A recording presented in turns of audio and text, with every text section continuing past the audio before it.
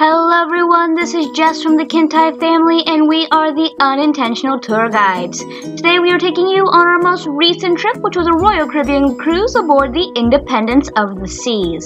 So I know we tend to show you guys things from our area here in Pennsylvania, but we wanted to share this trip with you as well. It's trips like these where we do our homework and come back with all sorts of different stories to tell that gives us our nickname, the Unintentional Tour Guides. We have done a lot of cruises like this before, but this is our first one as a family on Royal Caribbean. Now with all of that said, let's get going with this video.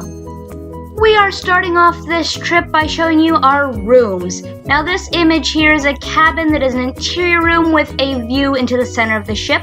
We stayed in a very similar room. Ours just didn't have the view. Ours didn't have that internal window. Now for our family of 4, there was a little bathroom as well as a small desk vanity thing that was stuck to the wall, as well as a table, couch, and television.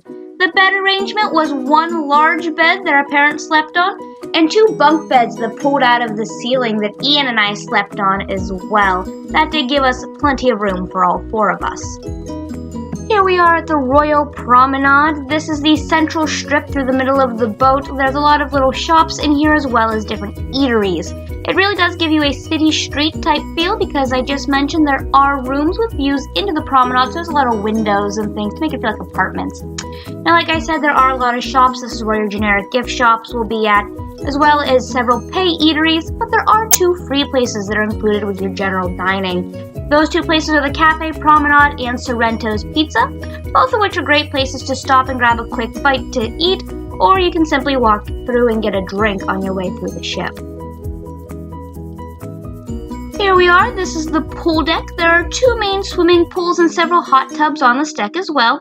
It wasn't super busy while we were on the boat, but they can get very crowded when it gets super hot. They have activities in the central place on this deck throughout the day as well.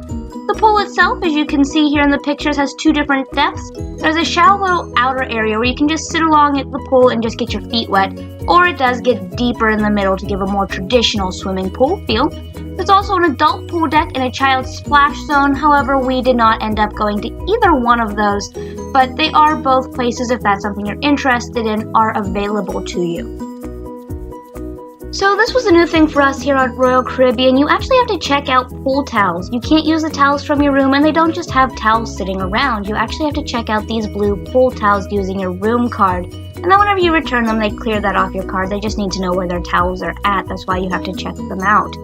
We did discover as the cruise went on that they have an ever-growing menagerie of towel animals that appear. Well, we thought they were really cute, so we continued to take pictures of them as new animals were being added to this collection. However, we just seem to have a fondness for towel animals in my family because we had towel animals from our room as well. A lot of pictures of them. We have them mixed in here as well.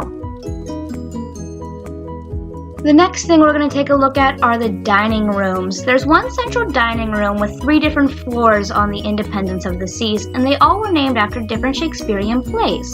So the very top floor was the King Lear dining room. The second floor was the Macbeth dining room. And the bottom floor, which is where we ate dinner each evening, was the Romeo and Juliet dining room. And all of the decorum for each individual floor, as you can see here, is all based around its particular play. Now, our family did the My Time dining option, so each day we called the dining room to pick our seating time. We actually got lucky and managed to get the same waitstaff every single night and actually managed to be sat at the exact same table. We did, though, choose to pick the My Time dining over the traditional option because the show was a different time each night and we wanted to be able to have the sit-down dinner and still watch the show, so we had to do the My Time to make sure that they could both work. Now, the food itself was very good, but we did all agree that the desserts weren't our favorite. Overall, though, I don't think any of us did not enjoy anything we ate. It was all very good. On formal nights, they do have lobster, and a little bit of an inside tip, you can get more than 1 lobster tail if that's something you're interested in. Just ask the waiter when they come back around for another one. They will give you seconds, and I believe even a couple of our family members ate thirds this time around, so they do give you more if you want them. And of course, if sit-down dining isn't for you, you can always go up to the Windjammer, which is the buffet option that they have on board, or one of the free places on the promenade that I mentioned earlier.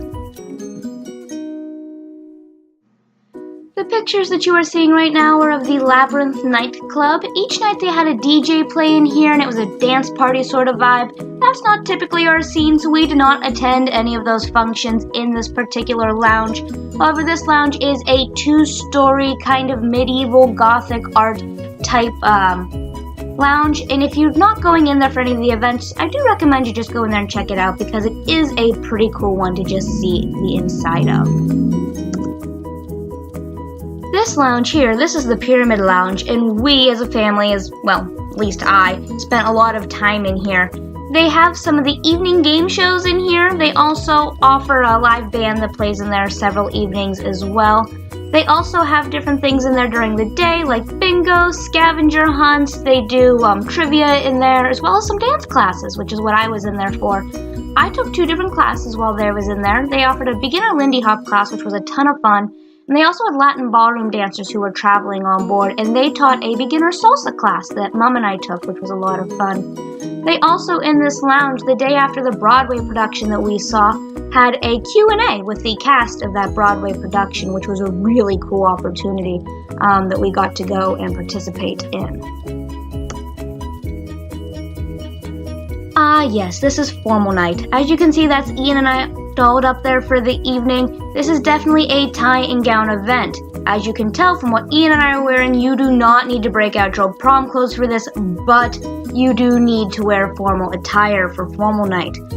We just really loved these stairs that we're taking these pictures on. These stairs go down to the theater, and it's such a beautiful place for pictures, and if you go early before the show, they're not too busy, so you can get some really good pictures on formal night at those stairs.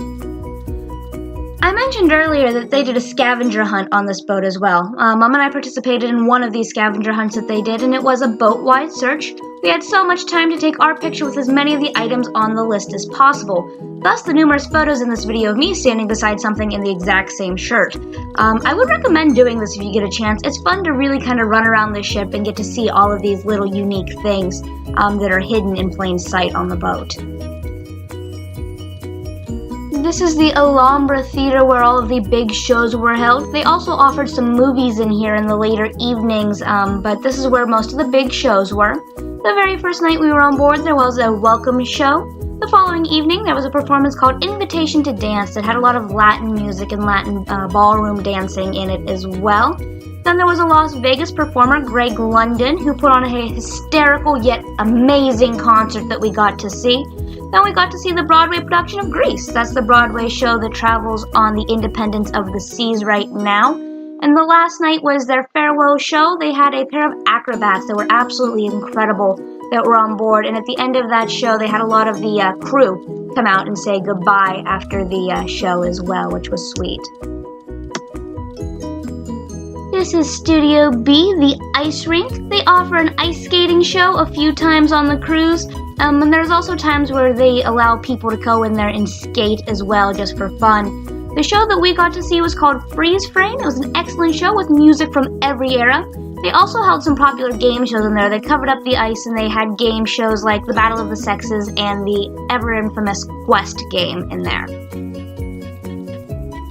For those of you runners out there, they do have a running track on the deck above the pool deck. Or if you're like me and you're not a runner, but want some good pictures of the sky or the ocean, or maybe even a port, if you're in Port of Call, you can get some really clear views off the boat from standing up on this running track. Up on the top deck in the very back of the ship, they have a mini golf course as well. They have everything there that you could need to play. It can get crowded at times though, so make sure that you're not rushing to get someplace afterwards. Make sure you've got a lot of time to play through all of the holes, because you may have to wait to go through each individual hole. Up on that same deck as the mini golf course, there is the Wave Rider. The Wave Rider is a really cool thing to go and do. They have certain times where it's boogie boarding and other times where it's actually surfing. At the beginning of each time slot, they give a safety speech and explain how to boogie board and or surf. So that way all of you can enjoy it and not have to worry about having any prior experience with something like this. Also on this back sort of adventure deck, we'll call it, they have the rock climbing wall. You need to have socks for this adventure. You sign up and they give you a harness and some climbing shoes, and up the wall you can go. They do have different levels of walls. So some of you beginners out there can use a easier wall, while those of you with a lot of experience can use a more difficult wall. They held a 60s dance party on the promenade deck one night, which was a lot of fun. The dancers and activity staff came out and led those who were there in party dances, and we all sang music from the era. If you want to go to this, I recommend getting there early to get a good spot. Also, if you want a chair, really make sure you're there early, especially if you're not planning on dancing, because it does draw quite a crowd.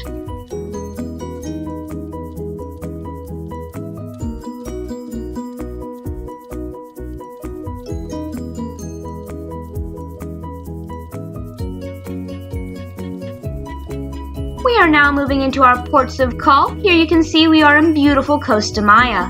This port is honestly very, very pretty, as you can see, and it's by far one of my favorite ports that we've actually ever been to. In the central area where all of the touristy type shops are, they do all sorts of different cultural events like this one you are about to see.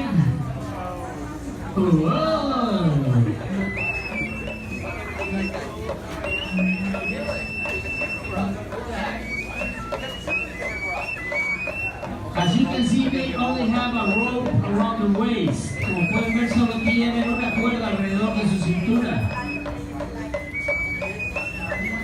That colorful fabric symbolizes the rainbow or the starting of the rainy season.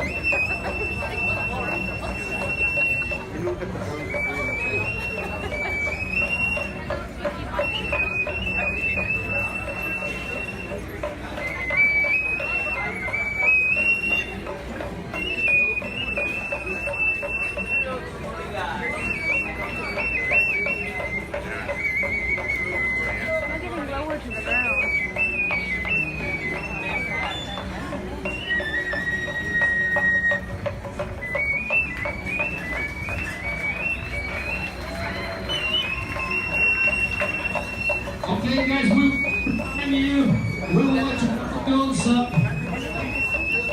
We are hiring. We need volunteers.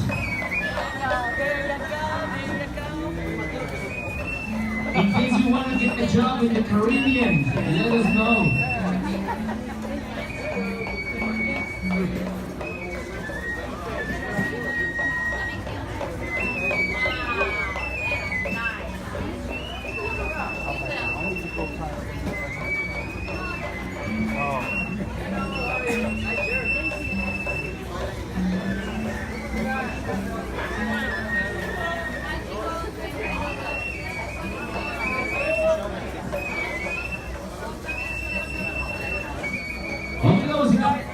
Y esta fue la presentación estelar de los voladores Papantla, ladies and gentlemen, special presentation of Papantla Flyers.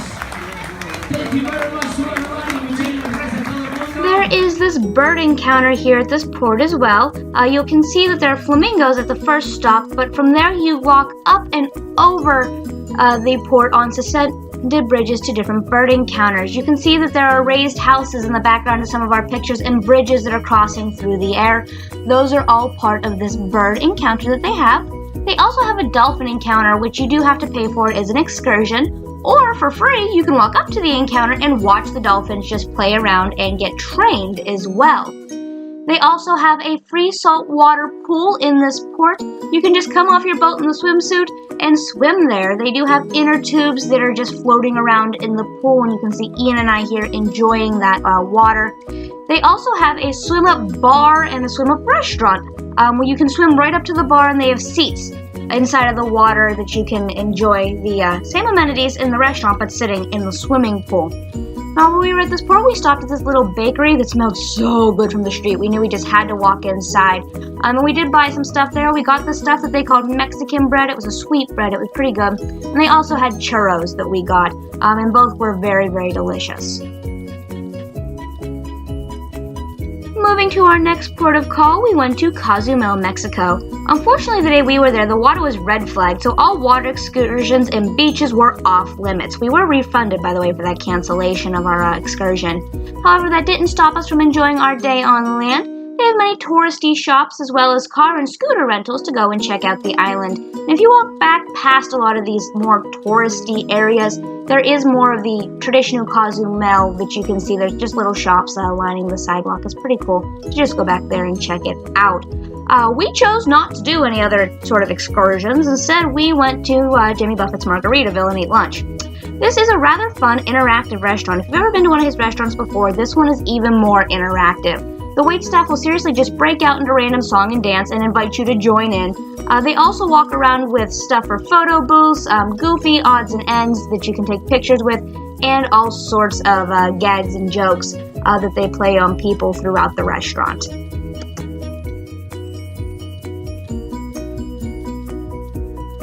Coming back around to the port that we launched from now, we are getting a look at Fort Lauderdale. If you were to fly in early or leave on a late flight, Royal Caribbean actually offers excursions inside of Fort Lauderdale. At the beginning or end of your excursion, it'll actually drop you off where you need to go, so from airport to boat or boat back to airport.